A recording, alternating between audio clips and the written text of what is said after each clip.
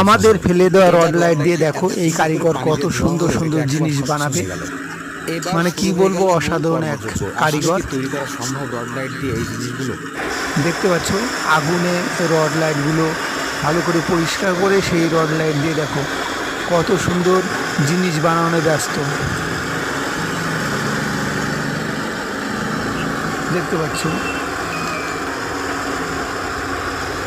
Rod লাইটগুলো আগুনে গরম করে গলিয়ে দেখো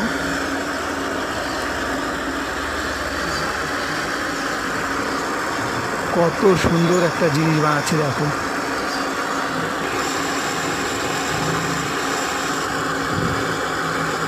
আবার দেখো মুখ দিয়ে হাওয়া ঢুকিয়ে নিচ্ছে।